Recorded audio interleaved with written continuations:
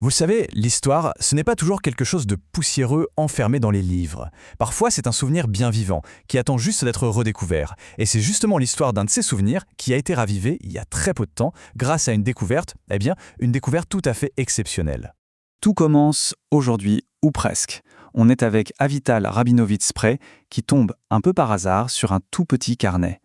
En le parcourant, elle comprend tout de suite que ce n'est pas juste un vieil objet de famille. Non, ce qu'elle tient entre ses mains, c'est un lien direct, palpable, avec un moment décisif de l'histoire, un moment de sacrifice absolu. Ce carnet, il appartenait à son arrière-grand-père, le rabbin Yaakov Goldman. Il était l'aumônier de la prison.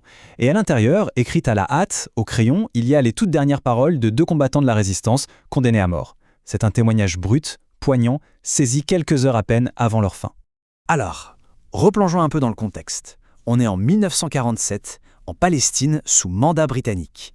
L'air est chargé d'électricité. La lutte pour l'indépendance est partout. Et c'est au cœur de cette tension que se trouvent les deux jeunes hommes dont les dernières paroles remplissent ce carnet. D'un côté, on a Mayer Feinstein, 19 ans, membre de l'Etzel. Il a été blessé et capturé après un attentat. De l'autre côté, Moshe Barzani, 20 ans, membre du Lehi, arrêté avec une grenade sur lui. L'un est ashkénaze, de Jérusalem, l'autre séfarade, né en Irak. Ils viennent d'organisations clandestines différentes, parfois même rivales, mais là, dans la cellule des condamnés à mort, tout ça n'a plus d'importance.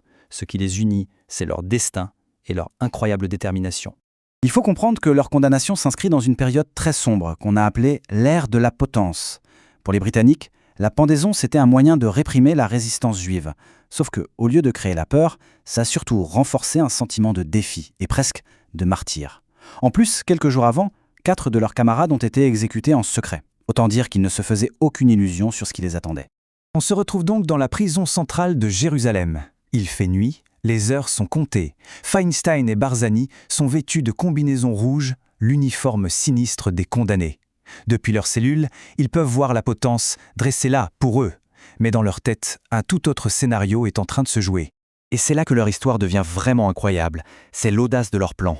Un autre détenu leur a fabriqué des grenades artisanales, cachées, tenez-vous bien, à l'intérieur de 2 oranges. L'idée, c'était d'attendre l'arrivée des officiels britanniques pour l'exécution et de tout faire sauter. Un dernier acte de résistance, un acte de guerre inspiré tout droit de la Bible, de Samson et de son combat contre les Philistins. Mais voilà, il y a une complication de taille. Le rabbin Yaakov Goldman, l'aumônier, insiste pour rester avec eux jusqu'au bout. C'est son devoir, il veut leur apporter un réconfort spirituel. C'est un geste plein d'humanité, mais qui, sans qu'ils le sachent, le place en plein dans le rayon de l'explosion.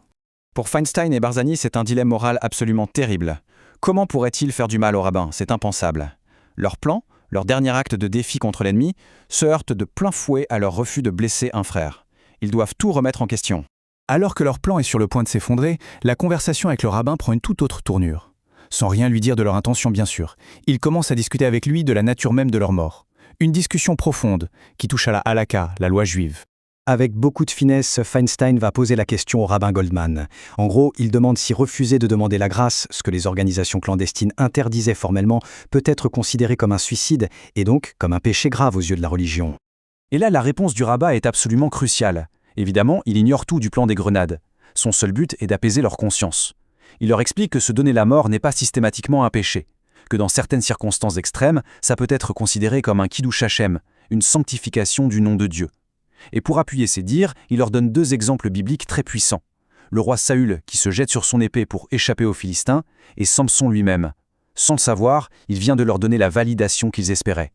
Une fois le rabbin parti, après leur avoir promis de revenir pour l'exécution, Feinstein et Barzani prennent leur décision. Une décision finale. Ils ne tueront pas les Britanniques pour épargner le rabbin, mais ils ne laisseront pas non plus leurs ennemis les pendre. Il y a une autre voie. Le carnet du rabbin Goldman immortalise leurs adieux. Et ce ne sont pas des manifestes politiques, non. Ce sont des mots très personnels, très intimes. Moshe Barzani pense à ses parents, à son frère, lui aussi en prison. Des mots d'amour et d'un engagement total pour sa cause. May Feinstein, lui, aborde un dilemme familial très douloureux. Pour essayer de lui sauver la vie, son frère lui avait menti, en lui disant que l'Etzel avait approuvé une demande de grâce.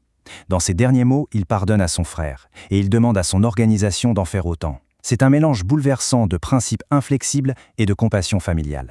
Et puis c'est l'acte final. Ils prennent une des grenades oranges. Ils la placent entre leurs deux poitrines. Ils s'enlacent une dernière fois, et avec une cigarette, ils allument la mèche. C'est leur défi ultime. Un acte accompli ensemble, à leur manière. L'explosion retentit dans toute la prison. L'onde de choc dans la communauté juive, le Yishuv, est immense. Le poète Nathan Alterman, qui était pourtant souvent critique envers les organisations clandestines, va capturer ce sentiment dans un poème resté célèbre. Il écrit qu'à des heures pareilles, même s'il a le pouvoir, l'ennemi a déjà perdu la vraie bataille, la bataille morale. L'héritage de leur sacrifice, il va bien au-delà de leur mort. Leur histoire, cette histoire d'unité, va devenir un symbole extrêmement puissant, qui dépasse tous les clivages politiques ou d'origine qui pouvaient exister à l'époque et même bien après. Des décennies plus tard, on est en 1991, et le Premier ministre Menahem Begin, l'ancien chef de l'Etzel, fait un discours mémorable. Pour répondre à ceux qui sèment la division, il invoque leur histoire, et ces mots sont incroyablement forts. Feinstein l'Ashkénaze, Barzani le Séfarade, ils n'étaient plus ni l'un ni l'autre à ce moment-là. Ils étaient des juifs, des frères, des combattants. L'impact de cette histoire sur Begin était si profond, si personnel, qu'il a exprimé un dernier vœu. Et il a demandé à être enterré à leur côté sur le mont des Oliviers. Son souhait a été respecté. Aujourd'hui, sa tombe se trouve tout près de celle des deux jeunes héros qu'il n'a jamais oubliés. Et tout ça, ça nous ramène à notre point de départ, ce petit carnet, retrouvé par une arrière-petite-fille.